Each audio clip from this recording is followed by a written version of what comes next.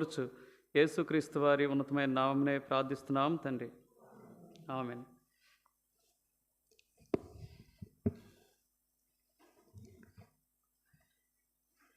చదువుకునే లేఖన భాగంలో మనం గమనించినట్లయితే ఇక్కడ స్పష్టంగా ఇద్దరు గురించి మనం చదువుతూ ఉన్నాం.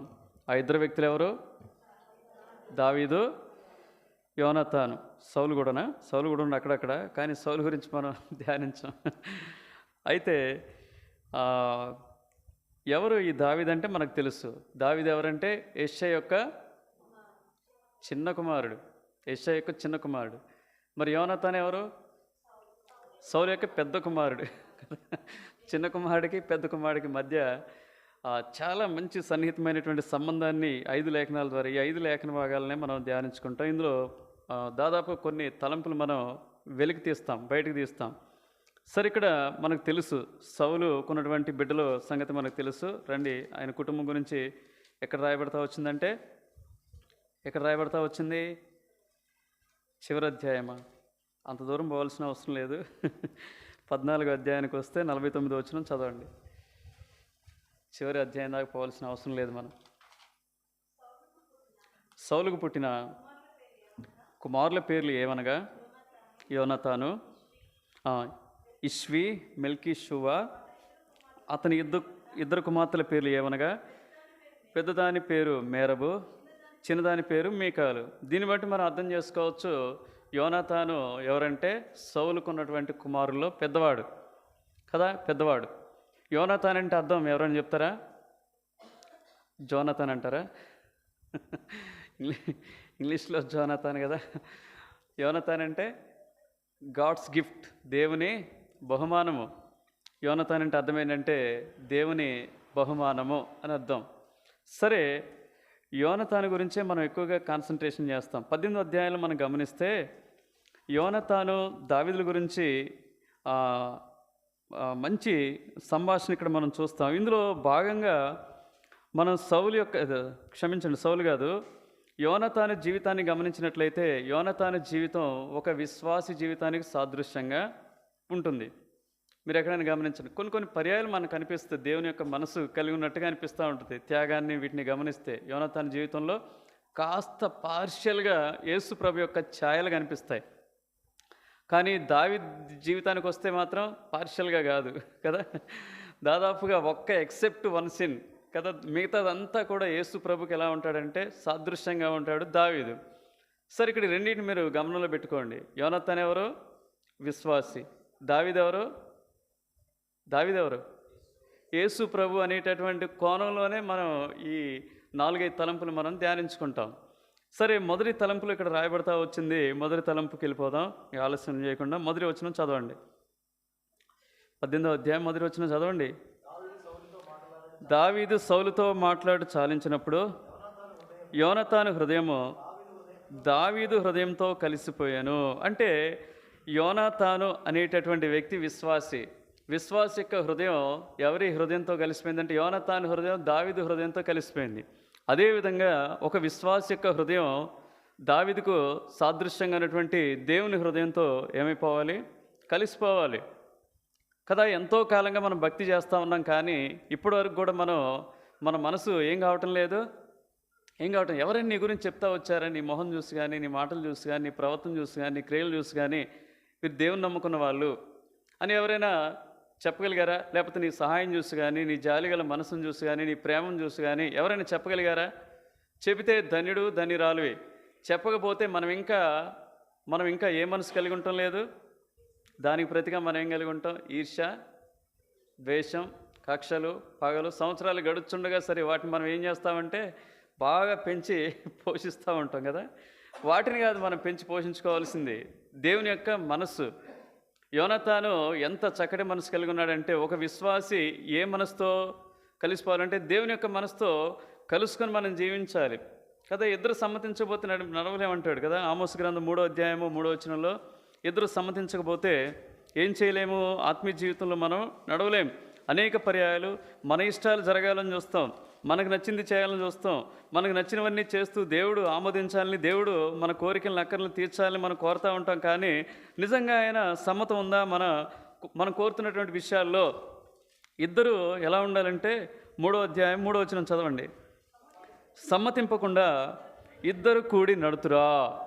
నడవలేము. ఆత్మీయ జీవితంలో నువ్వు ఏదైతే కోరుతున్నావో అది ఆయన కూడా కోరాలి. నీ మనసు ఏదైతే ఉందో ఆయన మనసు కూడా అదే ఉండాలి. ఆయన మనసు ఏదైతే ఉందో ఆ మనసును కూడా నువ్వు గ్రహించినప్పుడు మాత్రమే కదా. అందుకనే ఓ పాట అద్భుతంగా మనం రాస్తాడు కదా. ఏ పాటలది? క్రీస్తు యేసు మనసునే మనము కలిగి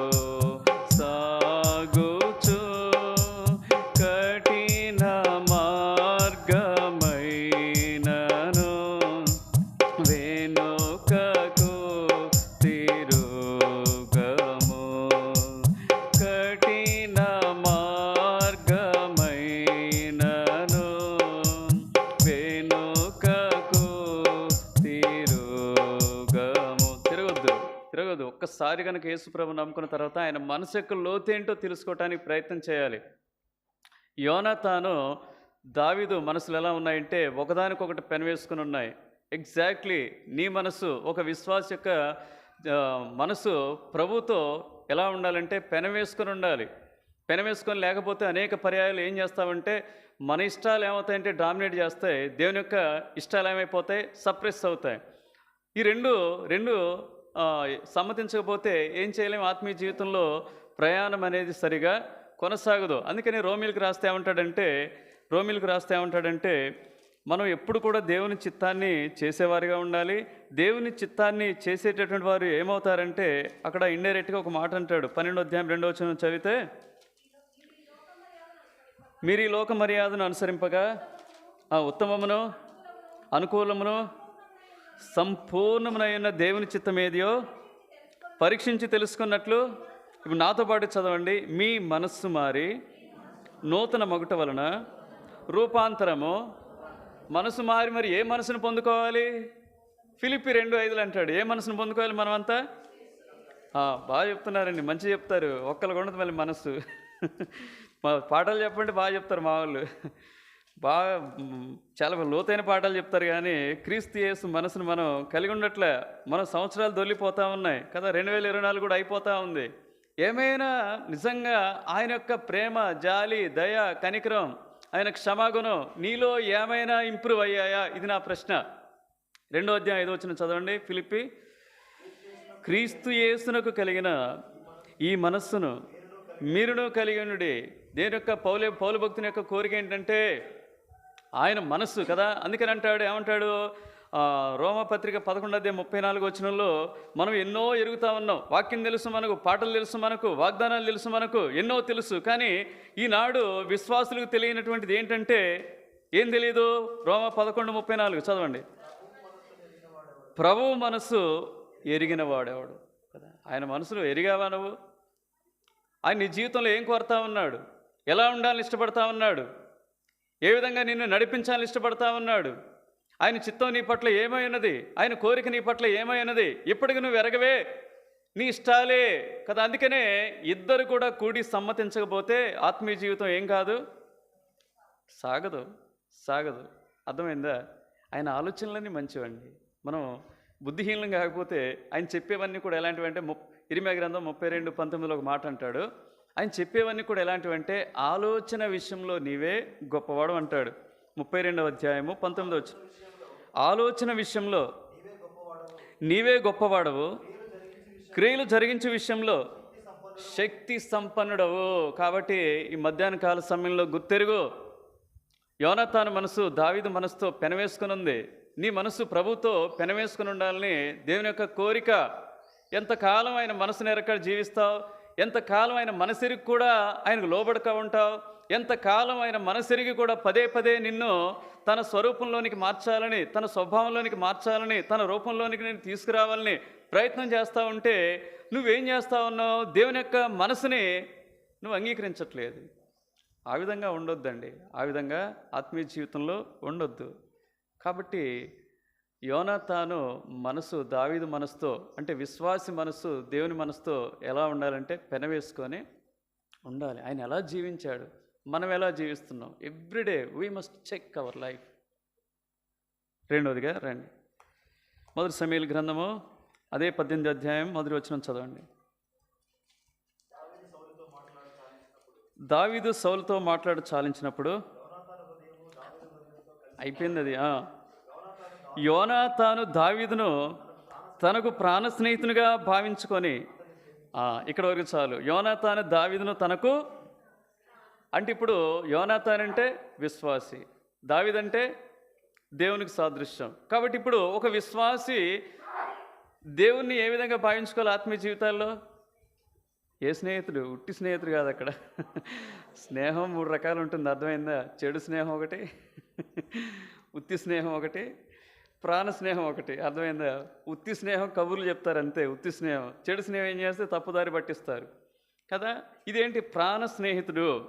యేసు ప్రభు నీకు ప్రాణ స్నేహితుడిగా ఉన్నాడా? మధ్యాహ్న కాలం ప్రభు నిన్ను అడుగుతున్నటువంటి ప్రశ్న. ఆయన ముగ్గురితో స్నేహం చేస్తూ వచ్చాడు. ఎవరితో? అబ్రహాంతో స్నేహం చేస్తూ వచ్చాడు కదా. యాకోబు పత్రిక 2వ అధ్యాయం 23వ వచనంలో నీ స్నేహితుడైన, యెషయా 41:8వ వచనంలో కూడా అంటాడు నీ స్నేహితుడైన. 2వ దినవృత్తాంతాలు 20వ అధ్యాయము 8వ వచనంలో నీ స్నేహితుడైన అబ్రహాం. మోషే గురించి కూడా అంటాడు కదా, ఒక స్నేహితునితో మాట్లాడిన రీతిగా దేవుడు మోషేతో మాట్లాడుచుండెను కదా. స్నేహితుడు ఎట్లా మాట్లాడుకుంటారండి? ఎంత స్నేహం కదా, ఎంత స్నేహం. ఏదైనా తోటలో చూస్తే మామూలు స్నేహం కాదు. ఇప్పుడు తీసే సినిమాల్లో ఉన్నటువంటి స్నేహాలు కానీ, సీరియల్లో చూసే స్నేహాలు కానీ, ఆఖరికి అవి కత్తులు దూసిపోతాయి అన్నమాట. చెరువుల్లో దూకుతారు. మొన్న ఎవరు ముగ్గురు కలిసి స్నేహం చేశారట పోలీసులు. పాపం ఏమైపోయారు? ముగ్గురు చెరువులో దూకారు. అది చెడు స్నేహాలు, అవన్నీ చెడు స్నేహాలు. నిజంగా ప్రభుతో నీవు నేను స్నేహం చేయగలిగితే, మనల్ని ఏమన్నాడు ప్రభు చెప్పండి? మనం ఎవరం? పాపులం. తర్వాత ఆయనకి ఏమైపోయాం? పాపానికి దాసులమైన మనల్ని ఆయనకి దాసులుగా చేసుకున్నాడు. ఆయనకి దాసులుగా చేసుకున్న తర్వాత మళ్ళీ ఇంకొక కోణం ఏమంటున్నాడు? మిమ్మల్ని నేను దాసులని పిలవనంటున్నాడు. యోహాను సువార్త 15వ అధ్యాయం 15వ వచనం.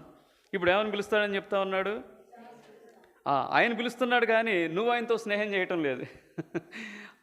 ఆయన కోరుతా ఉన్నాడు మనతో స్నేహం చేయాలని, ఆయన కోరుతా ఉన్నాడు మనతో సహవాసం చేయాలని, ఆయన కోరుతా ఉన్నాడు మనతో ఉండాలని కదా. స్నేహితునికి మంచి స్నేహానికి ఉండేటటువంటి ఒక 2-3 గుర్తులు చెప్పండి.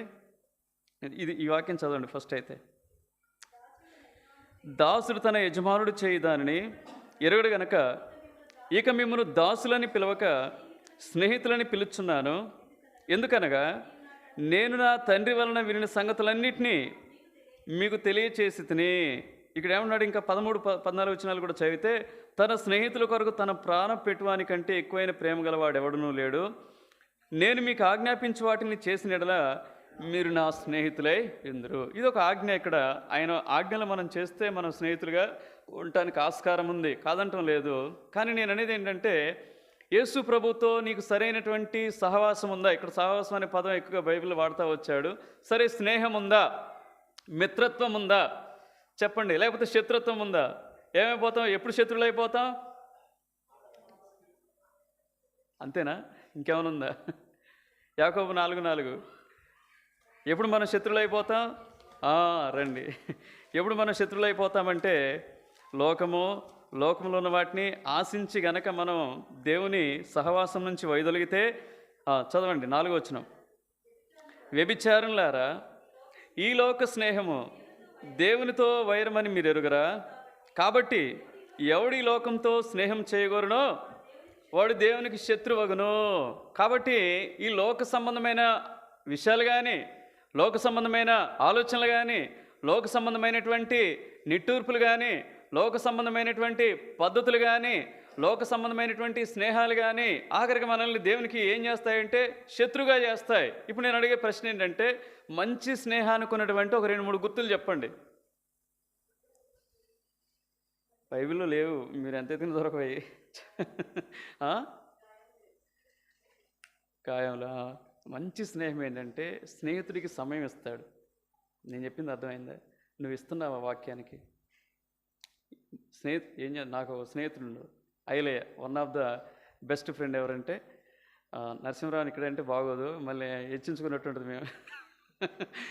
మేము ప్రాణ స్నేహితులమే, అందులో సందేహం లేదు. కానీ ఇంకొకడు ఉన్నాడు, నన్ను ప్రభువులోనికి నడిపించినటువంటి వ్యక్తి ఐలయ్య అని. వాడికి ఎప్పుడు నేను ఫోన్ చేసినా దాదాపుగా ఎంతసేపు మాట్లాడతామంటే సమయమే తెలియదుగా కదా. దాదాపుగా గంటన్నర దాటిపోద్ది. గంట అయిపోయిన తర్వాత ఒకసారి ఆగిపోద్ది. మళ్ళీ తిరిగి ఏం చేస్తాం? మళ్ళీ ఫోన్ చేస్తాం. మళ్ళీ ఫోన్ చేసి ఇంకొక అరగంట మాట్లాడతాం. దీని అర్థం ఏంటి చెప్పండి?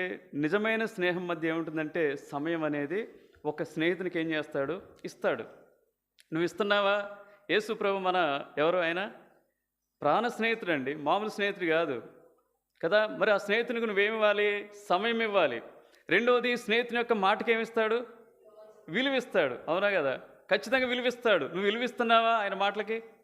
ఆయన ఆజ్ఞలకి ఏమైనా విలువిస్తున్నావా?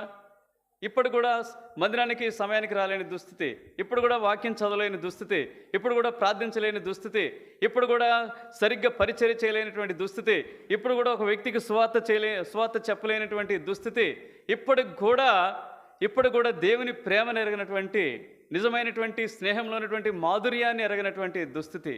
ఇది కాదా నీ జీవితం? మూడోది ఇంకేం చేస్తాడు చెప్పండి? స్నేహంలో షేర్. వెరీ గుడ్ కదా. సమయమే కాదు, అన్ని తలాంతులు కూడా ఏం చేస్తాడు చెప్పండి? తలాంతుల విషయంలో కూడా ఏం చేస్తారంటే షేర్ చేసుకుంటాడు. ఆఖరికి కష్టమైంది ఏంటి? అన్నీ ఓకే, కానీ ధనం. ఈ స్నేహితుని విషయంలో ధనం కూడా ఏం చేస్తాడు చెప్పండి?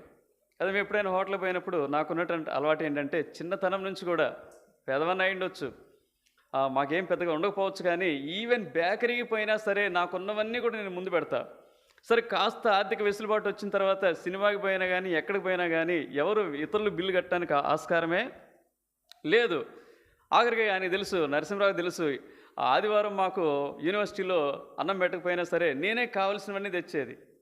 నేనే కావాల్సినవన్నీ తీసుకొచ్చి అందరికీ వండి పెట్టేది. కొంతమంది ఇచ్చేవాళ్ళు, మరి ఇంత ఖర్చు అయ్యారు కాబట్టి by 4, by 5, by 6 చేసుకొని కొంతమంది ఇచ్చేవాళ్ళు, కొంతమంది ఇచ్చేవాళ్ళు కాదు. అయినా నేను ఎప్పుడు అడగలేదు.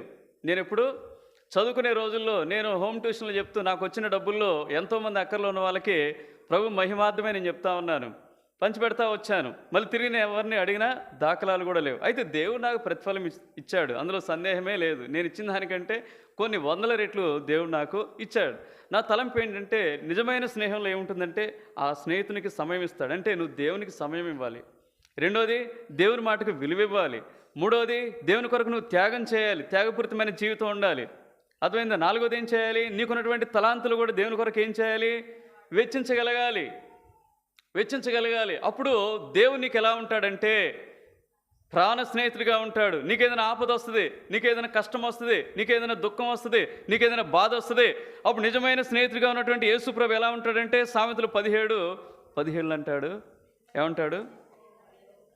సామెతలు 17:17 ఒక మాట ఉంది. నిజమైన స్నేహితుడు విడువక ప్రేమించును, దుర్దశలో అట్టివాడు ఎలా ఉంటాడంట?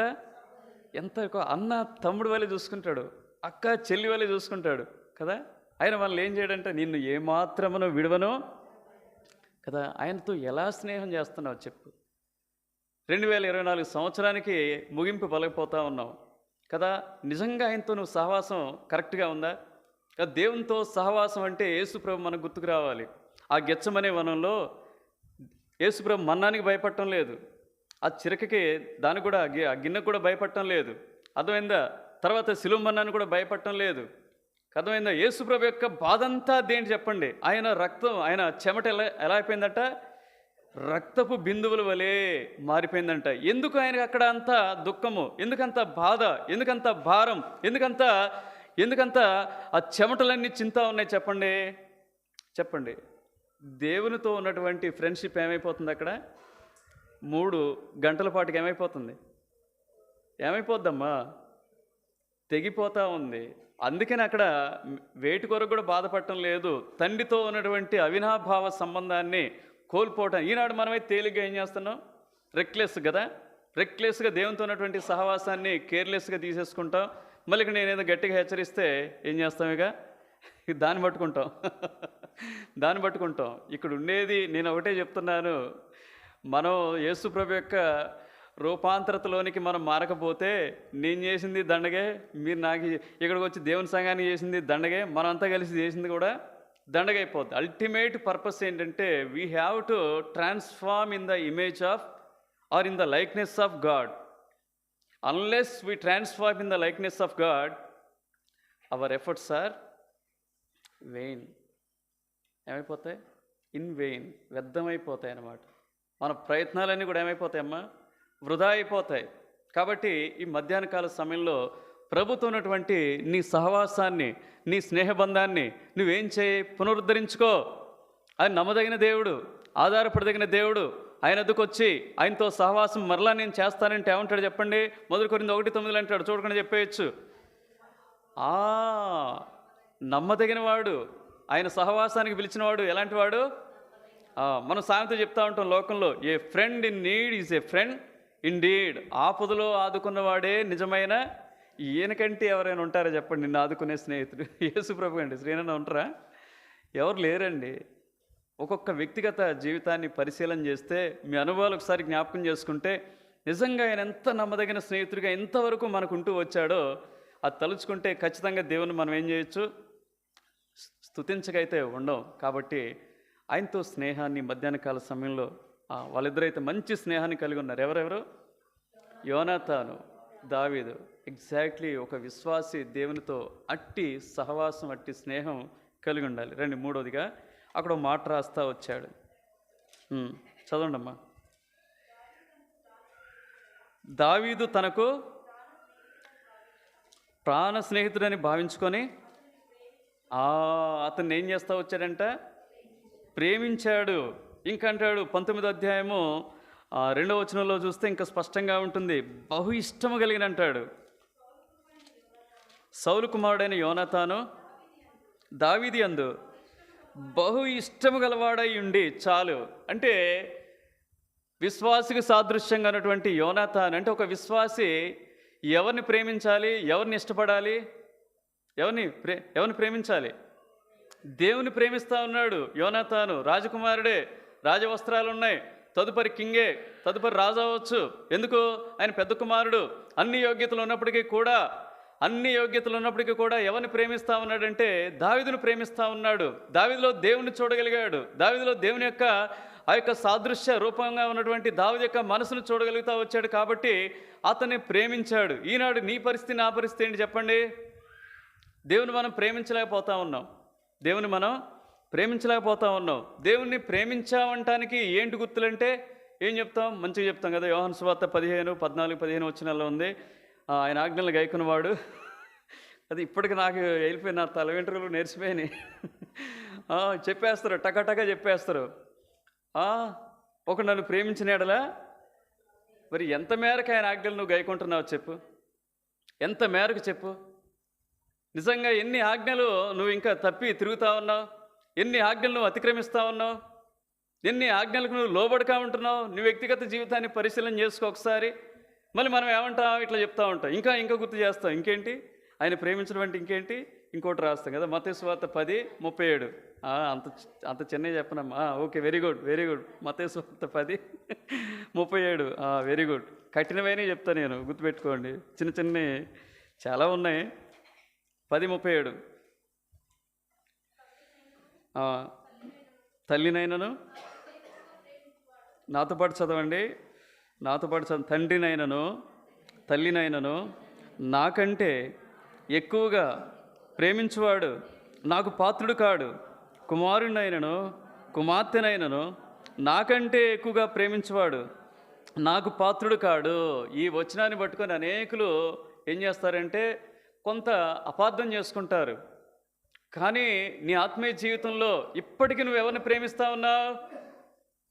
నీ భార్య అంటారు కదా, ఏమంటారు చెప్పండి? చాలామంది అనే మాట ఏంటంటే ఫ్యామిలీ. నీ ఫ్యామిలీని దేవుడు పోషించగలడయ్యా, నడిపించగలడు, బలపరచగలడు, ఆదరించగలడు, ధైర్యపరచగలడు. గుర్తుపెట్టుకో, క్రీస్తు కేంద్రిత జీవితం నీలో ఉంటే, క్రీస్తు కేంద్రంగా నీ కుటుంబానికి ఉంటే, క్రీస్తు ప్రధానంగా నీ కుటుంబంలో ఉండి కదా, మళ్ళీ ఏం చేస్తాం? ఈ కుటుంబానికి యజమానుడు ఎవరైనా పెడతారు? యేసుప్రభు అంటారు, ఈ కుటుంబానికి యజమానుడు యేసుప్రభు. కానీ ఆయన మాటలు మనకొద్దు, ఆయన ఆజ్ఞలు మనకొద్దు కదా, ఆయన చెప్పింది మనకొద్దు. కానీ కుటుంబానికి యజమానుడు ఎవరంట? చాలా కుటుంబాలను నేను చూస్తూ వచ్చాను. కాదంటం లేదు, పెట్టుకోవటం మంచిదే, కాదని అంటం లేదు. కానీ నిజంగా ఆయన చెబుతున్నవన్నీ చేస్తున్నావా? అందరికంటే ఆయన ఎక్కువగా ప్రేమించగలుగుతున్నావా? నీ మనసులో ఆయనకంటే ఎక్కువగా ఏదైనా ప్రేమించేది ఉందా? నువ్వు ఆయన ఏం చేయటం లేదంటే ప్రేమించడం లేదు. ఒక ఆయన ఉన్నాడు, ఎవరైనా? Charles Grandison Finney. ఎప్పుడైనా విన్నారా? ఆయన పేరు? ఆయన చాలా బహు గర్విష్టిగా ఉన్న రోజుల్లో దేవుడు వాక్యం ద్వారా తను సంధించినప్పుడు తను పశ్చాత్తాపడి రక్షణ పొందాడు, మారుమనసు పొందాడు, దేవుని తెలుసుకున్నాడు. ఆ తర్వాత దేవుని సేవకు కూడా సమర్పించుకున్నాడు. తర్వాత ఆయనకి పెళ్ళయింది. అక్కడ సంఘస్థులంతా ఏం చేస్తూ వచ్చారు? ఆయనకి పెళ్లి చేశారు. పెళ్లి చేస్తే దేవుని మీద ఉన్నటువంటి ప్రేమ కొరకు నేను ఎగ్జాంపుల్ చెప్తున్నాను. పెళ్ళి 4 రోజులు అయింది. 5వ రోజు భార్య ఏమన్నదంటే, ఏం సరుకులు లేవు, బయటికి పోయి కూరగాయలు పట్టుకురా అని చెప్పింది. కూరగాయలు పట్టుకుని ఎక్కడ పోయినా ఏం చేస్తాడైనా బైబిల్ పట్టుకుని పోయే అలవాటు, కొన్ని పత్రికలు పట్టుకుని పోయే అలవాటు మనకుండదు కదా. మనకుండదు అంటే కొన్ని పరిస్థితుల్లో అవసరం లేదు. కానీ కొన్ని పరిస్థితులు ఏం చేయాలి? మనం తీసుకుపోవచ్చు. ఎవరైనా ప్రార్థన అడిగినా, లేకపోతే ఒక వాక్యం అడిగినా, ఒక ధైర్యం కొరకు ఒక మాట మనం చెప్పొచ్చు. ఏం సిగ్గుపడటానికి అవసరం లేదు కదా. మనం ఒప్పుకోకపోతే ఏమవుతామంట? మన ఒప్పుకోడు, గుర్తుపెట్టుకోండి. తర్వాత చెప్తాను, అది కూడా ఉంది మన అయితే 5వ రోజు సంచి పట్టుకుని పోయాడంట. ఆ సంచి పట్టుకుని పోతా ఉంటే కొంతమంది ఏం చేస్తూ వచ్చారంటే సువార్త కొరకు వెళ్తూ ఉన్నారంట. సమూహంగా వెళ్తూ ఉంటే వారిని వెంబడించి వెళ్ళిపోయాడంట. 3 నెలలు సువార్త ప్రకటించి సువార్త వ్యాపకంలో మునిగిపోయి, దేవుని పనిలో మునిగిపోయి, దేవుని ప్రేమించే విషయంలో లీనమైపోయి ఆఖరికి 3 నెలల తర్వాత అప్పుడు గుర్తుకొచ్చిందంట, అవును కదా నాకు పెళ్ళైంది కదా, వామ్మో ఆమె ఏం చేస్తుందో. ఈనాటి భార్యలు అయితే ఇంటికి వచ్చేసరికి గంటలో పప్పు గుత్తులో తీసుకుంటారు కదా. బై గాడ్స్ గ్రేస్ ఆవిడ కూడా దేవుని నమ్ముకున్న ఆమె కాబట్టి అర్థం చేసుకొని చక్కగా వారిద్దరు కూడా ప్రభు పనులు కొనసాగుతూ వచ్చారు. అలాంటి ప్రేమ నీ అనుభవంలో ఏదైనా ఉందా చెప్పండి. నేను దేవుని సన్నిధిలో ఉండి అన్నమే మర్చిపోయాను చెప్పగలరా? కుదరదు కదా అది. అసలు నేను వాక్యం చదువుతూ అన్నయ్య అసలు ఇట్లే మత్తయి సువార్త మొత్తం చదివేశాను. ఎవరైనా చెప్తారంటే ఎవరు చెప్పేది లేదు. అసలు ప్రార్థన 3 గంటలు అసలు తెలియలేదు. ఇట్లే ప్రార్థన చేసుకుంటూ పోయాను. ఎవరైనా చెప్తారంటే ఎవరు చెప్పే పరిస్థితి, నేను కూడా చెప్పే పరిస్థితి లేదు. నేను కూడా ప్రేమించలేకపోతున్నాను. దేవుని ప్రేమించే విషయంలో తప్పిపోతూ ఉన్నాం కదా.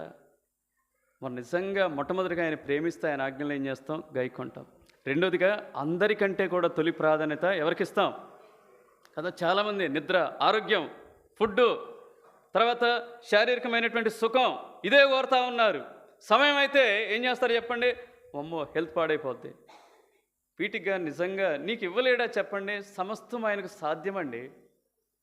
4 రోజులుగా ఏం తిన్నామో తెలియదు, మస్తు పెట్టారు, ఏం కాలేదే. నా వాటికి నేను నమ్ముతున్నాను. ఒక్క జలుబు కానీ దగ్గు కానీ ఒక్క ట్యాబ్లెట్ కూడా వేసుకోవడానికి దేవుడు అనుమతించలేదు. నేను అనవసరంగా ట్రెడ్మిల్ నడిచి ఏమైందంటే కొంచెం కాళ్ళు చేతులు నొబ్బట్టి ఏం చేస్తూ వచ్చానంటే ట్యాబ్లెట్ వేసుకోవడం జరిగింది తప్ప దేవుని పని ద్వారా నాకైతే ఎలాంటి ఆటంకం కలగలేదు. నేను నమ్ముతాను మీలో కూడా కొంతమందికి అలాంటి శక్తినిచ్చాడని నేను నమ్ముతాను.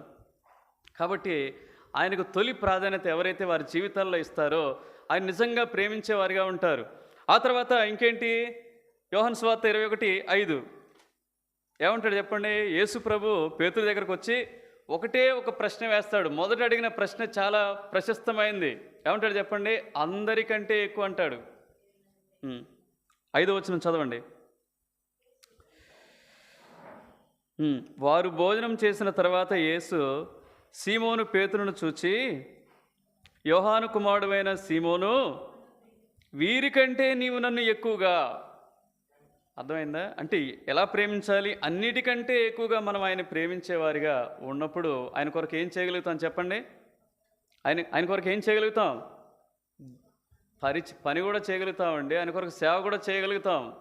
నా మటుకు నేను అదే తలుస్తాను కదా. మనం ప్రేమించడం అనేది ఎప్పుడు కూడా గుర్తుపెట్టుకోండి, పెదవులకు సంబంధించింది కాదు అది కదా. 1 యోహాను 3:18 పెదవులకు సంబంధించింది కాదు, గుర్తుపెట్టుకోండి. ఎప్పుడు అయినా సరే ప్రేమ అనేది క్రియతో కూడుకున్నది కదా. ప్రేమ దేంతో కూడుకున్నది చెప్పండి? అబ్రహాం ప్రేమించాడు. ఏం క్రియ చేశాడు? తన కుమారుని బలిగా ఇవ్వటానికి తీసుకుపోయాడు. రాహాబు దేవుని పట్ల ప్రేమ ఉంది, తెలియని ప్రేమ ఉంది. ఏం చేస్తా వచ్చింది? వేగుల వారిని కాపాడుతూ వచ్చింది. దావీదు ప్రేమించాడు. దావీదు ఏం చేస్తా వచ్చాడు? శ్రమలు అనిపించాడు, ప్రేమించాడు కాబట్టి. అవునా కాదా? ఆ తర్వాత ఇంకా చాలామంది ఉన్నారు. యేసుప్రభువు మనల్ని ప్రేమించాడు కాబట్టి ఏంటి ఆయన చేసింది? మన కొరకు ప్రాణం ఇచ్చాడు. క్రియతో ముడిపడి ఉంది. 1 యోహాను 3:18 చదవండి. చిన్నపిల్లలారా, మాటతోనూ నాలుగుతోనూ కాక క్రియతోనూ సత్యముతోనూ ప్రేమింతము. దేవుని ప్రేమించే విషయంలో ఇలాంటి వైఖరి నీకు నాకు ఉండాలని దేవుని యొక్క కోరిక. కాబట్టి మొట్టమొదటిగా యోనాతాను దావీదును ఏం చేస్తూ వచ్చాడు? మనసును కలుసుకొని ఉన్నాయి వాళ్ళవి. రెండోది, ప్రాణ స్నేహితుడిగా భావిస్తూ వచ్చాడు. మూడోదిగా ప్రేమించాడు, బహుగా ప్రేమించాడు. నాలుగోదిగా రండి 3వ వచనంలోనే ఉంది. 1 సమూయేలు గ్రంథం 18వ అధ్యాయం 3వ వచనం.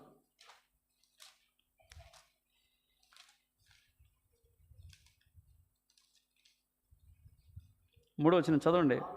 దావీదు తనకు ప్రాణ స్నేహితుడని భావించుకొని అతన్ని ప్రేమించుచు యోనాతాను అతనితో నిబంధన చేసుకొనెను. ఇక్కడ విశ్వాసి దేవునితో నిబంధన చేసుకుంటూ వచ్చాడు. విశ్వాసి ఎవరు? యోనాతాను. దావీదు ఎవరు? దేవుని యొక్క సాదృశ్యం. కాబట్టి ఇక్కడ విశ్వాసి ఎవరితో నిబంధన చేస్తూ వచ్చాడు? దేవునితో నిబంధన చేస్తూ వచ్చాడు. ఆశ్చర్యం ఏంటంటే, నూతన నిబంధనలు, ఇది పాత నిబంధన కాబట్టి అట్లా జరిగింది. క్రొత్త నిబంధనలు అంటే నీకు నాకు ఇచ్చినటువంటి ఆధిక్యతని చెప్పండి. దేవుడే మనతో ఏం చేస్తూ వచ్చాడు కదా. దేవుడే మనతో చెప్పట్లేదండి ఎవరు. దేవుడే మనతో ఏం చేస్తూ వచ్చాడు? నిబంధన చేస్తూ వచ్చాడు. అది ఎలాంటి నిబంధన? పాతది కాదు, మహిమ కలిగినటువంటి నిబంధన. అర్థమైందా? ఆ నిబంధన ప్రకారం ఏం జరుగుద్ది? హెబ్రీ పత్రిక 12వ అధ్యాయము 8, 9, 10 వచనాలు. కుమారులైన వారందరూ, అదేనా? 8వ అధ్యాయము 8, 9, 10 వచనాలు. అయితే ఆక్షేపించి వారితో ఇలాగ చెప్పుచున్నాడు, ప్రభు ఇట్లనెను,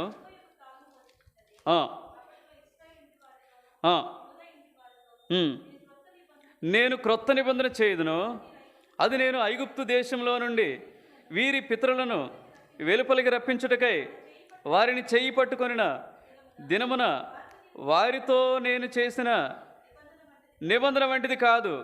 ఏమనగా, వారు నా నిబంధనలో నిలవలేదు గనుక నేను వారిని అలక్ష్యం చేసి తిని ప్రభువు చెప్పుచున్నాడు.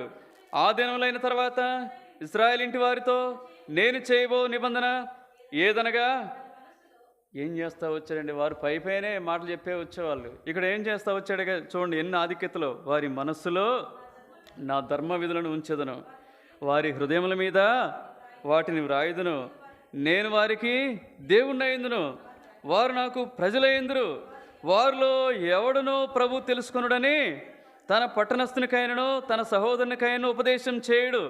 వారిలో చిన్నలు మొదలుకొని పెద్దల వరకు అందరూ నన్ను తెలుసుకొందురు. నేను వారి దోషముల విషయమై దయ కలిగి వారి పాపం నీకు ఎన్నడును.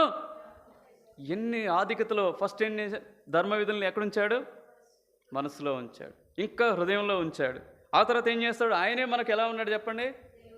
దేవుడుగా ఉన్నాడు ఆనాడు. అందుకని ఇప్పుడు కూడా అతిశయపడతా ఉంటారు యూదులు, ఇశ్రాయేలు ప్రజలు. మోషే మాకు తండ్రి అంటారు. మోషే వాళ్ళు అట్లా అతిశయపడతా ఉంటారు. ఇప్పుడు నేరుగా దేవుడే మనకు ఎవరు చెప్పండి? తండ్రిగా ఉన్నాడు. తర్వాత ఇంకేమంటాడు ఇక్కడ? ఆయన తెలుసుకొని ప్రజలే ఉండరంట. ఎట్లా తెలుసుకోవడానికి? మనకు ఏమిచ్చాడు? ఇచ్చాడు.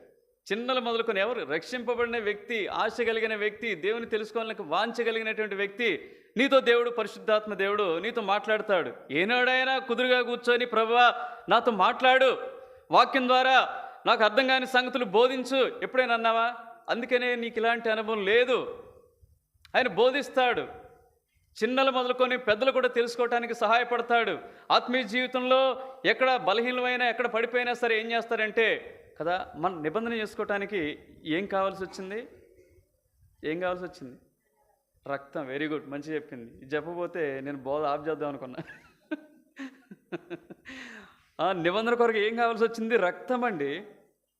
ఆయన రక్తం చిందించాడు, ఆయన రక్తాన్ని కార్చాడు కదా. ఆ రక్తముతో మనతో ఏం చేస్తూ వచ్చాడంటే నూతన నిబంధన చేస్తూ వచ్చాడు. కానీ ఈనాడు మన పరిస్థితి ఏంటంటే నిబంధన ఏం చేస్తున్నాం? మనం ఏం చేస్తున్నాం? మీరుతా ఉన్నాం కదా, తుంగలో తొక్కుతా ఉన్నాం.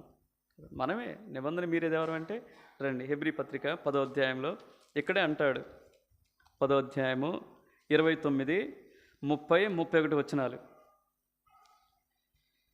ఇట్లుండగా దేవుని కుమారుని ఏం చేస్తున్నామంటే మనం చెప్పండి, పాదములతో తొక్కి తాను పరిశుద్ధపరచబడుటకు సాధనమైన నిబంధన రక్తమును అపవిత్రమైనదిగా ఎంచి కృపకు మూలముగు ఆత్మను ఎన్ని చేస్తున్నామని చూడండి. వ్యతిరేకంగా చేస్తూ ఉన్నాం మనమంతా. ఆయన అన్ని మనకు అనుకూలంగా చేస్తే మనమంతా ప్రతికూలంగా చేస్తూ ఉన్నాం.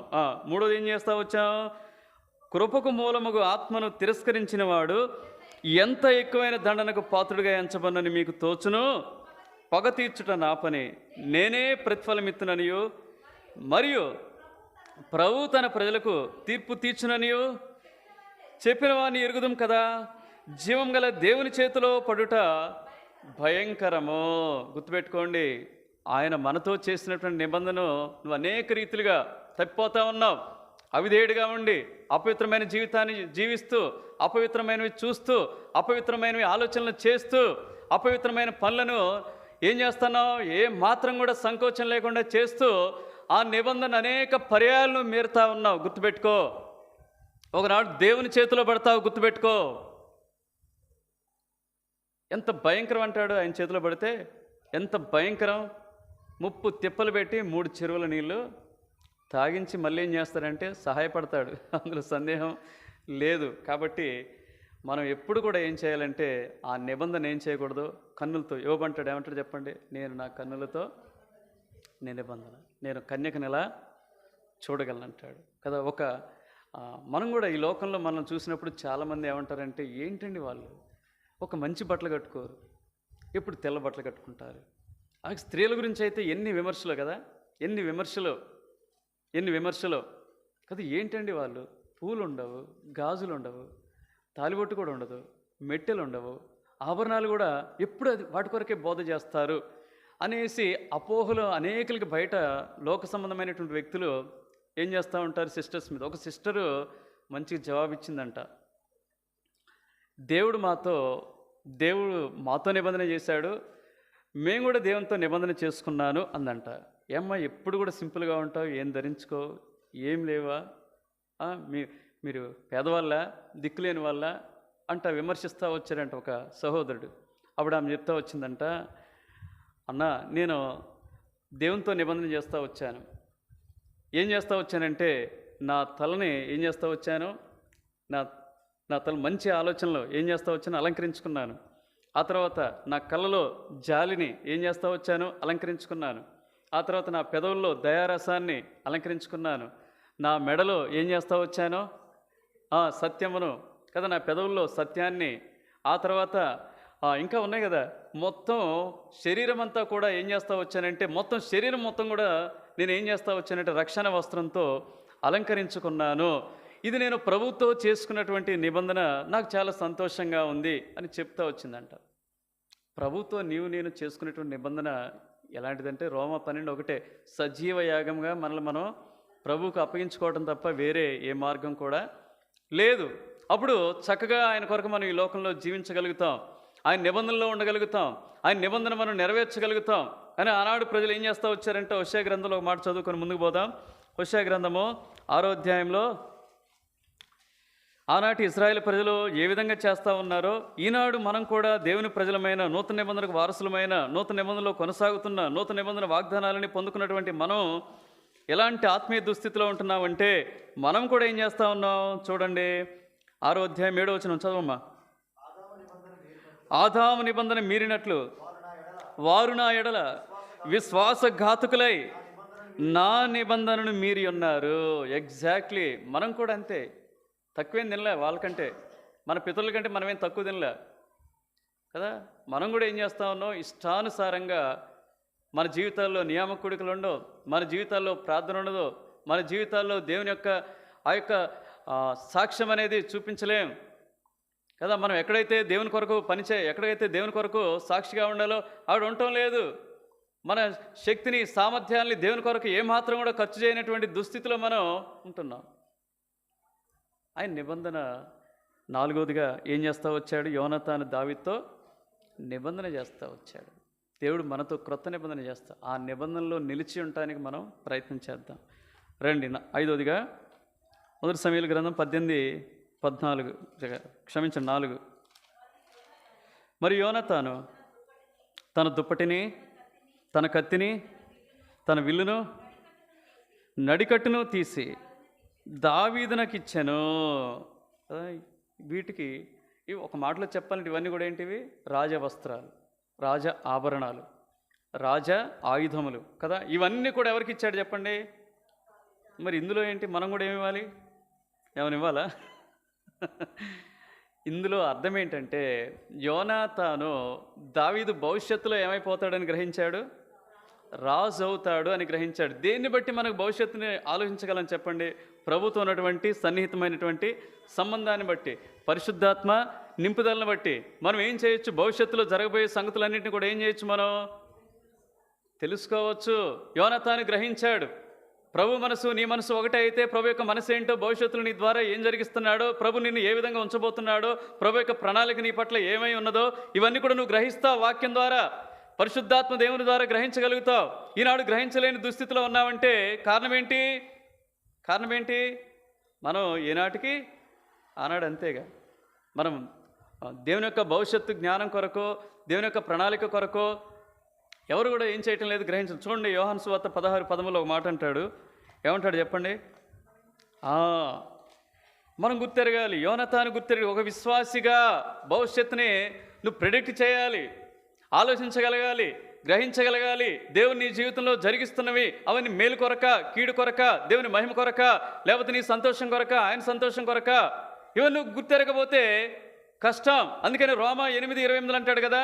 ఏమంటాడు చెప్పండి? దేవుని ప్రేమించే వారికి, ఆయనగా తన సంకల్పం చొప్పున పిలువబడిన వారందరికీ మేలు కలుగుటకై, చెప్పట్లే మళ్ళీ మీరు, మేలు కలుగుటకై సమస్తము సమకూడి, ఊహించాలండి, ఊహించాలి, గ్రహించాలి. 13వ వచనం చదవండి, యోహాను 16:13. అయితే ఆయన సత్యస్వరూపి అయిన ఆత్మ వచ్చినప్పుడు మిమ్మల్ని సర్వసత్యంలోనికి నడిపించును, సంభవింపబోవు వేటిని వినునో వాటిని బోధించి సంభవింపబోవు సంగతులు మీకు తెలియచేస్తాడండి. ఒక పెయింటరు ఒక ఇంటికి పోయాడంట. ఒక దైవజనుడు చెప్తా ఉంటే విన్నాను. ఒక పెయింటర్ ఒక ఇంటికి పోయాడంట. అది ఎవరి ఇల్లు అంటే దాదాపుగా ఎంతమంది పోయారంటే 150 మంది పనులు పోయారంట. ఎంతమంది పోయారంట? పెయింట్ వేయడానికి ఎంతమంది పోయారు? 150 మంది పోయారంటే ఆ ఇల్లు ఏమాత్రం ఉన్నదో మీరు అర్థం చేసుకోవచ్చు.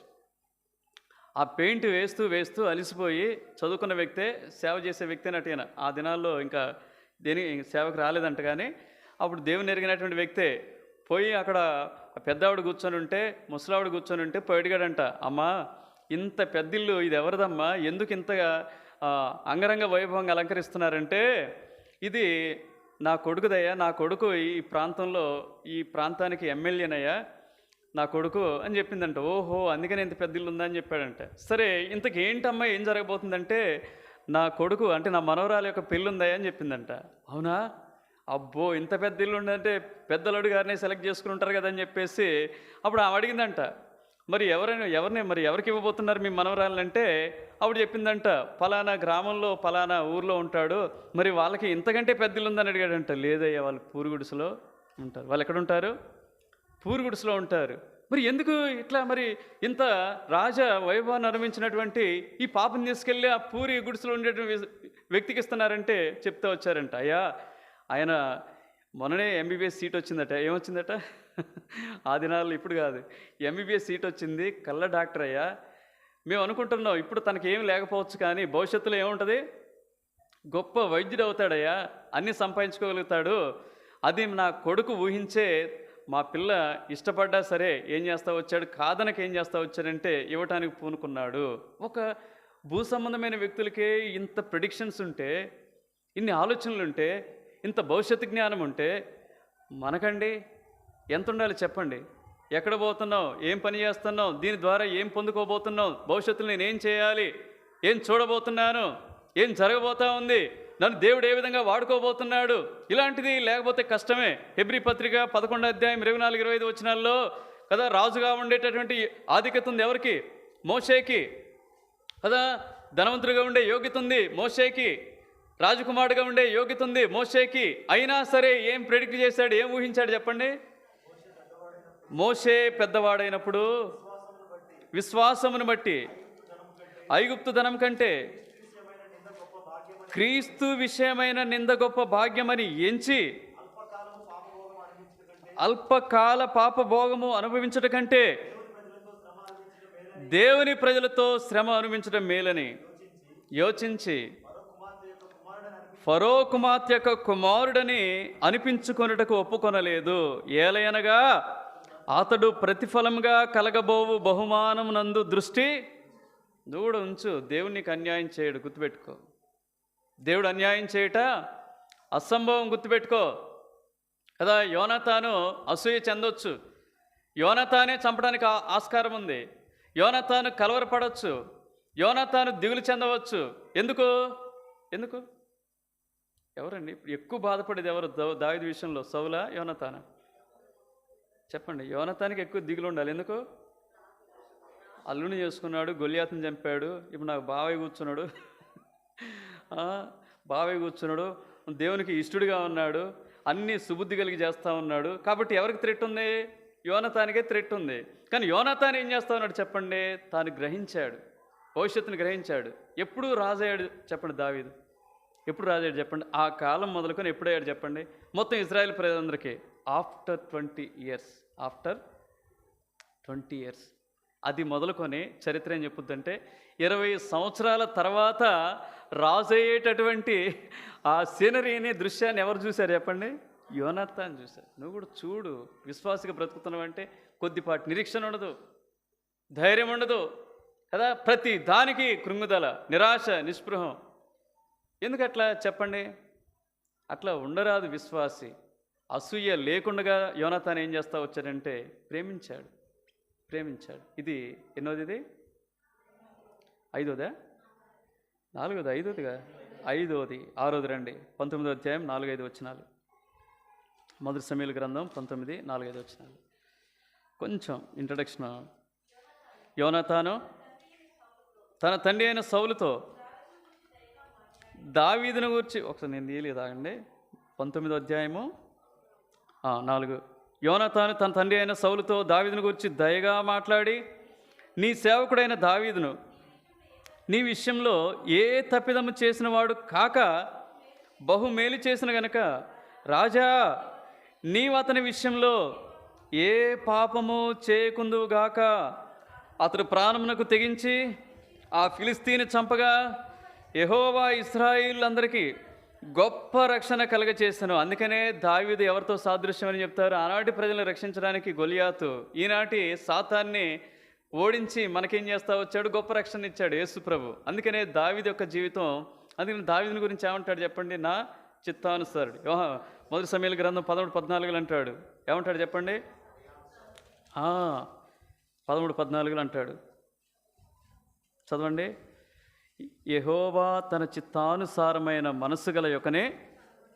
ఆ కనుగొన్న వ్యక్తి ఎవరంటే దావీదేనండి. అపోస్తుల కార్యాలు 13:22 కూడా ఉంటాడు కదా, నా హృదయానుసారుడైనటువంటి ఇష్టానుసారుడు అంటాడు అక్కడ కదా. కాబట్టి దీన్ని బట్టి మనం గమనించుకున్నట్లయితే ఇక్కడ ఉన్నటువంటి 6వ తలంపు ఏంటి చెప్పండి? యోనాతాను దావీదుని గురించి ఏమిస్తా ఉన్నాడు చెప్పండి? సాక్ష్యం ఇస్తా ఉన్నాడు. ఒక విశ్వాసి ఎవరి గురించి సాక్ష్యం ఇవ్వాలి చెప్పండి అండి? దావీదుని గురించా? యేసు ప్రభుని గురించి సాక్ష్యం ఇవ్వాలి. అర్థమైందా? మీకు అర్థమైంది నేను చెప్పింది? చెబుతా ఉన్నాడు. మనం అందుకని ప్రజలొద్దకు పోయి ఏం చెప్తున్నాం? యేసు ప్రభు నమ్మదగిన వాడు, ఆధారపడదగిన వాడు, నీ పాపాలు క్షమిస్తుడు, నీ హృదయాన్ని మారుస్తుడు, నీకు రక్షణ ఇస్తాడు, నీకు నిత్య జయం ఇస్తాడు. చెప్పగలుగుతున్నావా? చెప్పండి. మనం ఇంట్లోనే మనకు సాక్ష్యం లేదండి. మన ఇంట్లోనే మనకు సాక్ష్యం లేదు, ఇంకా బయటికి పోయి ఏం చెప్తాను చెప్పండి? ఇంట్లోనే ఒప్పుకోం, ఆఫీసులో ఒప్పుకోం, పని చేస్తున్న స్థలాల్లో ఒప్పుకోం. ఎప్పుడు కూడా అమ్మో ఏమనుకుంటారో వాళ్ళకి వీళ్ళకి మనం ప్రభు అని చెప్తే కదా. మీటింగ్ పెట్టించుకోవడానికి కొంతమంది ఏమంటారు? భయపడతా ఉంటారు. తెగించు ప్రభు కొరకు సాక్ష్యం ఇవ్వు. ఒక దుర్మార్గుడైన మనిషి ఎదుట, దుర్మార్గుడు అంటే ఎవరు ఇక్కడ? సౌలు. ఒక దుర్మార్గుని ఎదుట ఒక మంచివాని కొరకు యోనాతాను విశ్వాసిగా ఉన్నటువంటి యోనాతాను ఏమిస్తా ఉన్నాడు చెప్పండి? అనేకులు ఎదుట నీవు నేను కూడా ఏం చేయాలి ఈ లోకంలో? అందుకని మత్తయి సువార్త ఇప్పుడు రండి, అక్కడ మనం ఒప్పుకోకపోతే ఒకనాడు దేవుడు నిన్ను నన్ను కూడా ఒప్పుకోడు, గుర్తుపెట్టుకోండి. మత్తయి సువార్త 10వ అధ్యాయము 31, 32.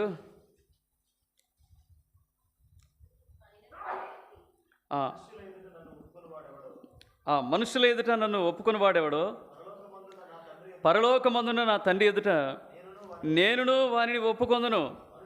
మనుషుల ఎదుట ఎవడు నన్ను ఎరుగననునో వారిని పరలోకమందున్న నా తండ్రి ఎదుట నేనును ఎరగనందును.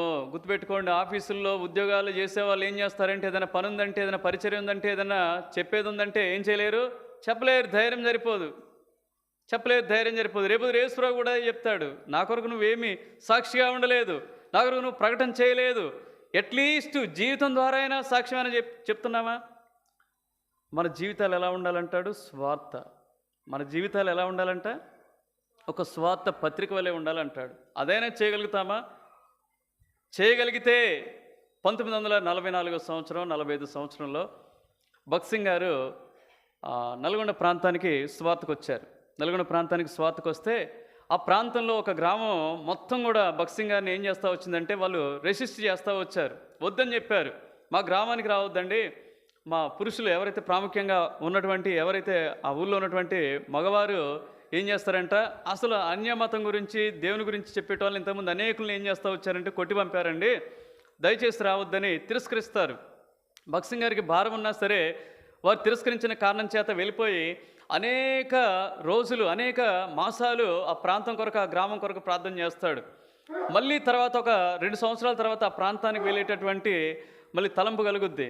వారు వెళ్ళినప్పుడు గ్రామంలో ఉన్నటువంటి వాళ్ళు ఏం చేస్తారంటే, సాధారణంగా భగత్ సింగ్ గారిని ఆహ్వానించి తీసుకుపోతారు. విచిత్రం ఏంటంటే, మందిరం లేనటువంటి ఆ గ్రామంలో ఏముంది? ఇప్పుడు మందిరం ఉంది.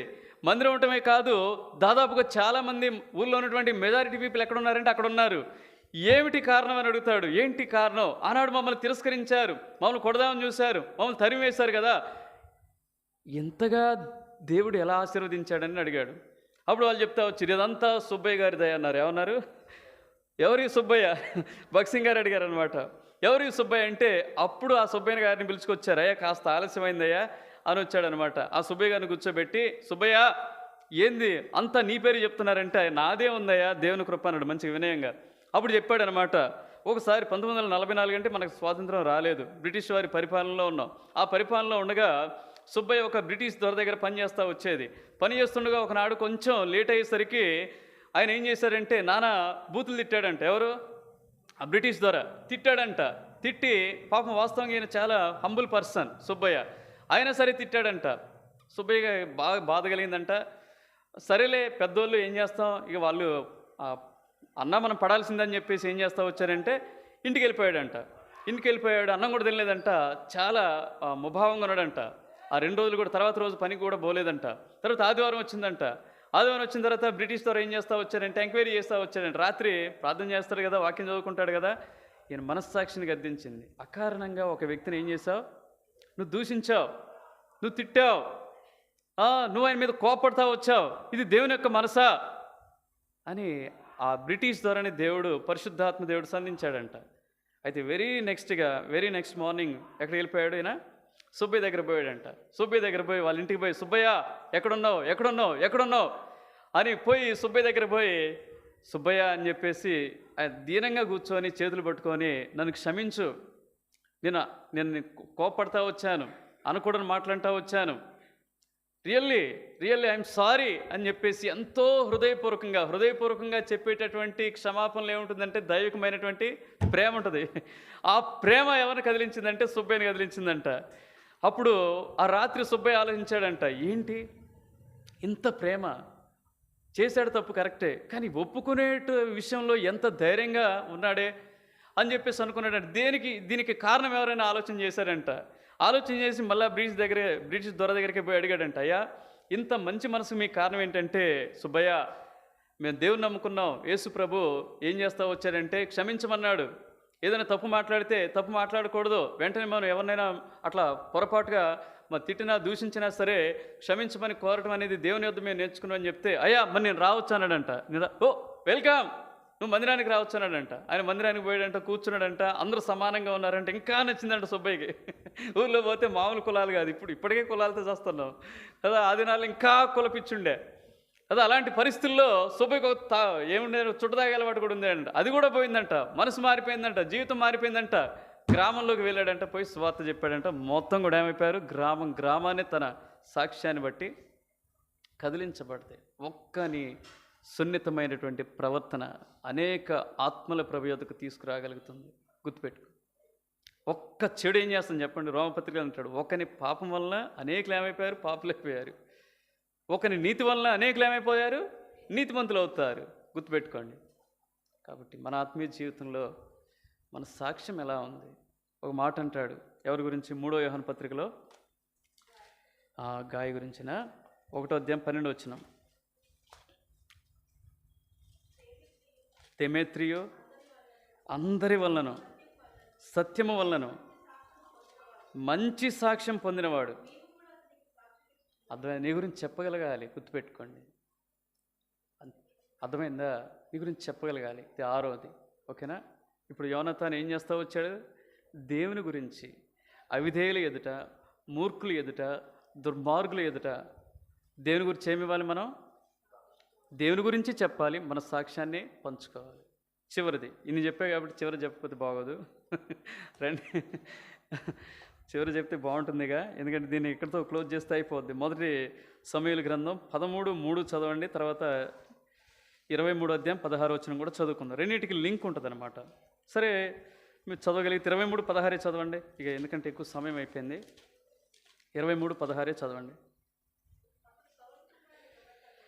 అప్పుడు సౌలు కుమారుడైన యోనాతాను లేచి వనంలోనున్న దావీదునొద్దకు వచ్చి, నా తండ్రి అయిన సౌలు నిన్ను పట్టుకొని చాలడు, నీవు భయపడవద్దు, నీవు ఇశ్రాయేలుకు రాజు వగదువు, నేను నీకు సహకారి నౌదును, ఇది నా తండ్రి అయిన సౌలు నాకు తెలిసి ఉన్నదని అతనితో చెప్పి దేవునిని బట్టి అతన్ని. ఇప్పుడు ఏం చేస్తున్నాడు యోనాతాను? ఎవరిని బలపరుస్తూ ఉన్నాడు? దావీదును బలపరుస్తూ ఉన్నాడు. మరొక విశ్వాసి ఎవరిని బలపరచాలి? ఇంకొక విశ్వాసిని కాదు, దేవుణ్ణి బలపరచడం అంటే అర్థం ఏంటి? దేవుని సేవను, అర్థమైందా? దేవుని స్వార్థను, దేవుని కార్యాలను నేను ఏం చేయాలి చెప్పండి? మనం ఎవరు అండి ఈ లోకంలో చెప్పండి? మనం ఎవరు? వీఆర్ ద అంబాసిడర్స్ కదా. అంబాసిడర్సా దేవుని యొక్క పరిచారకులం మనం. అవునా కదా? మనం ఎవరని చెప్పండి? మొదటి యోహాను పత్రికలో, 3వ యోహాను పత్రికలో ఉంటుంది, మనం సత్యమునకు సహకారులం. గుర్తుపెట్టుకోండి, మనం సత్యం అంటే ఎవరు? బాగా చెప్తున్నారండి. 1:8 చదవండి అందరు. దీని మంచి వచనం అది.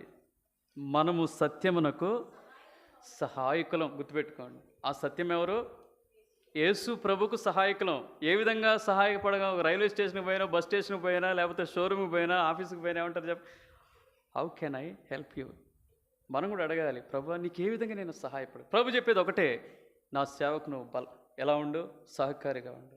నా పరిచర్యకు నువ్వు సహకారిగా ఉండు. నా పనికి నువ్వు సహకారిగా ఉండు. నా స్వార్థకు సహకారిగా ఉండు. అర్థమైందా? ఏదైతే దేవుని కార్యాభివృద్ధి ఉందో దానికి నువ్వేం చేయి, నీ సహకారం నీ వంతుగా నువ్వు అందిస్తే చాలు. యోనాతాను దావీదుని ఏం చేస్తున్నాడు చెప్పండి? దేవుని పని బలపరచండి అండి. అర్థమైందా? ఒక పరిచర్య కొరత ఉందా, ఫుల్ఫిల్ చేయాలి. ఏదైనా పనులు ఉన్నాయా, వాటి చేయాలి. ఎవరు చెప్పాల్సిన అవసరం లేదు. నువ్వు సత్యానికి ఎవరు చెప్పండి? నువ్వెవరు సత్యానికి? సహకారుడివి. సత్యానికి నువ్వెవరు చెప్పండి? సహాయపడేవాడివి, ఆ సత్యాన్ని బలపరిచేవాడివి, ఆ సత్యం కొరకు నిలబడేవాడివి. కాబట్టి ఇందులో దేవుని పని కొరకు సిగ్గుపడాల్సిన అక్కర మనకు లేదు. గుర్తుపెట్టుకోండి. ఆయన సత్యానికి ఎలా ఉన్నాడంటే ఆయన సహకారం. మొన్న గోపి అన్న ఏం చేస్తా వచ్చాడు చెప్పండి కదా. మేము అనుకున్నాం ఇక ఈ ప్రాంతంలో మా ఆలోచనలకు తగ్గట్టుగా ఒక వ్యక్తి వచ్చి కొంతమంది మమ్మల్ని విమర్శించవచ్చు. మేము ఎప్పుడు ఏం చెప్తాం? పాపం గురించి, మారు మనసు గురించి, రక్షణ గురించి, నిత్య జీవం గురించి చెప్తామని. నేను అనేది ఏంటంటే అవి దాటిన తర్వాత మీకు అసలు కథ ఇప్పుడు చెప్తూనే ఉంటా. తర్వాత అసలు కథ ఇందులో ఉన్నదంతా ఇప్పుడు చెప్పట్లేదా? ఉంటుంది, చెబుతాం. ముందు ఇవి దాటాలన్నది మా కోరిక. ఈ దాటాలన్న కోరికే తప్ప పదే పదే మేము వాటి కొరకు చెప్పి మేము అంత సంకుచితమైనటువంటి భావజాలంలో ఉన్నటువంటి వాళ్ళం కాదు. అర్థమైంది? అక్కడే స్ట్రక్ అయిపోయినటువంటి వాళ్ళం కాదు. కాబట్టి ఆయన సత్యానికి ఏం చేస్తా వచ్చాడు చెప్పండి? సహకారం అందించాడు. ఆయన రాగలిగాడు. ఎక్కడ తడబాటు లేకుండా, ఎక్కడ ఒక బ్యాడ్ వర్డ్ కానీ లేకపోతే ఒక ఎక్కడ కూడా కదా అన్యుల మధ్య అంతమంది ఎదుట కదా ఒకటే. ఈనాడు మనకి జాగ్రత్త ఉంటుందిలే మాట్లాడేటప్పుడు. ఈనాడు మనకి జాగ్రత్త ఉంటుందిలే. సరైన పదజాలం వాళ్ళకపోతున్నాం. సరైనటువంటి కూర్పు లేదు, సరైనటువంటి ప్రిపరేషన్ లేదు, సరైనటువంటి ప్రార్థన లేదు, సరైనటువంటి మెడిటేషన్ లేదు, సరైనటువంటి ఏకాగ్రత లేదు, సరైనటువంటి ఏం లేదు, పరిశుద్ధాత్మ నడిపింపే ఉండటం లేదు. ఇక్కడికి వచ్చిన తర్వాత కూడా ఏమన్నాడంటే, brother please show me your room, I have to pray. ప్రార్థన చేసుకోవాలి, నాకు ఇక్కడ కొంచెం స్థలం ఇవ్వండి.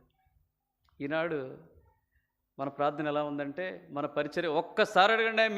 మీరు చేసే పరిచర్యనే ఒక్క విశ్వాసిని అడగండి. కూర్చున్న వాళ్ళని ఆ పరిచర్య ద్వారా ఎవరైనా ఆదరణ కలిగిందా అడుగు, చెప్తారు. ఏమంటారు? మన పరిచర్య ఇటు వస్తూ ఉంది, ఇట్లా వాక్యం చెప్పేది, ఇట్లా బోధ చేసేది, ఇట్లా వాక్యాన్ని పంచుకునేది. ఒక్కసారి ఫీడ్బ్యాక్ అడిగి తెలుసుకోవాలి. ఏమడిగి?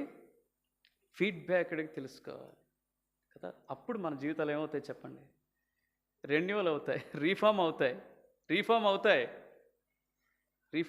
Change is inevitable. గుర్తుపెట్టుకోండి. మార్పు అనేది మన జీవితాల్లో అనివార్యంగా ఉండాలి. ఆ మార్పును మనం స్వాగతించకపోతే, అనుమతించకపోతే మనం ఎప్పుడు కూడా ఎలా ఉంటాం చెప్పండి? మనుషుల్ని చంపే వాళ్ళగా ఉంటాం. దేంతో? కుదురు లేనటువంటి బోధతో. కుదురు లేనటువంటి బోధతో మనుషులు ఏం చేస్తాం? ఆత్మీయంగా మనం నష్టపరిచేవారుగా ఉంటాం. కాబట్టి ఆ విధంగా ఉండొద్దండి. రండి, ఇప్పుడు దావీదు యోనాతాను జీవితంలో ఎన్ని లక్షణాలు చూసుకున్నాం? ఎన్ని లక్షణాలు? 7 లక్షణాలు చూసాం కదా. ఒక విశ్వాసి దేవుని మధ్య ఇలాంటి 7 లక్షణాలు, 7 అనేది సంపూర్ణత గుర్తు. ఇలాంటి వైఖరి మనం కూడా కలిగించి జీవిస్తే దేవునికి ఎంతో మేలు.